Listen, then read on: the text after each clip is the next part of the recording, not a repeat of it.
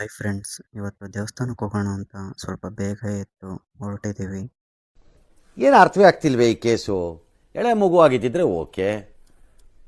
ಏನಿದು ಏನೋ ಗೊತ್ತಾಗ್ತಿಲ್ಲಪ್ಪ. ಬೆಳಗ್ಗೆ ಟೈಮು ಟ್ರಾಫಿಕ್ ಕಮ್ಮಿ ಇದೆ ಅಂತ ಫುಲ್ಲು ಝೂಮಲ್ಲಿ ಗಾಡಿ ಓಡಿಸ್ತಾ ಇದ್ದಾರೆ.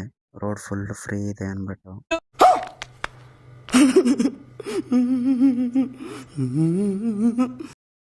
ಅವ್ರು ಹೋಗ್ತಾ ಇರೋ ಸ್ಪೀಡ್ಗೆ ನನಗೊಂದು ಕಡೆ ಭಯ. ಏನು ಮಾಡೋದು, ಆದರೂ ಸುಮ್ಮನೆ ಧೈರ್ಯ ಮಾಡಿ ಕೂತಿದ್ದೀನಿ.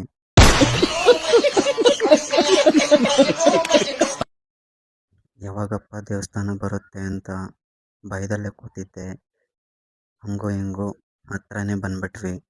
ಈ ಒಂದು ಅದ್ಭುತವಾದ ಕ್ಷಣಕ್ಕೆ ಭಾರತವೇ ಸಾಕ್ಷಿಯಾಗಿದೆ. ಬೆಳಗ್ಗೆ ಬೆಳಿಗ್ಗೆ ಪೊಲೀಸ್ನವ್ರು ಬೇರೆ ಗಾಡಿ ಹಿಡಿತಾ ಇದ್ರು.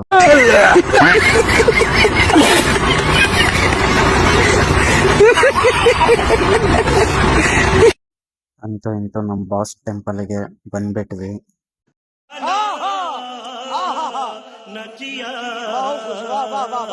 ಗಾಡಿಯಿಂದ ಇಳಿದು ನಮ್ಮ ವೈಫ್ ಒಂದು ಸ್ಮೈಲ್ ಕೊಟ್ಟರು.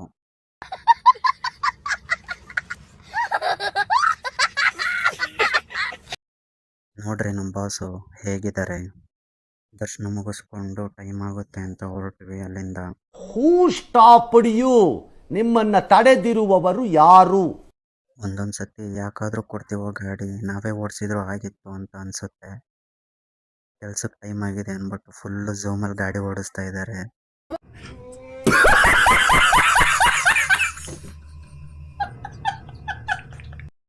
ಹಳ್ಳ ಗುಂಡಿ ಅಂತ ಏನೂ ನೋಡದೆ ಸಿಕ್ಕಿ ಸಂದಿಲೆಲ್ಲ ಗಾಡಿ ಓಡಿಸ್ಕೊಂಡು ಬಂದ್ಬಿಟ್ರು. ನನಗಂತೂ ಹಿಂದೆಗಡೆ ಕೂತ್ಕೊಂಡು ಬೇರೆ ಥರನೇ ಆಗೋಯ್ತು. ಗುಲಾಬ್ ಜಾಮೂನ್ ಅಲ್ಲ, ಗಲ ಗಲ ಗಲ ಗಲ ಅಂತ ಅಲ್ಲೋಡಿ ನೇರಳೆ ಬಣ್ಣಿಗೆ ಬಂದ್ಬಿಡ್ತು ಕಣ್ರೋ. ಇಷ್ಟೊತ್ತಿಗಪ್ಪ ಇವ್ರನ್ನ ಬಿಟ್ಟು ನಾನು ವಾಪಸ್ ಮನೆಗೆ ಬರ್ತೀನಿ ಅಂತ ಅನ್ಕೋತಿದ್ದೆ. ಅಷ್ಟರೊಳಗಡೆನೆ ಬಂದ್ಬಿಟ್ವಿ. ಸಮಾಧಾನ ಆಗೋಯ್ತು.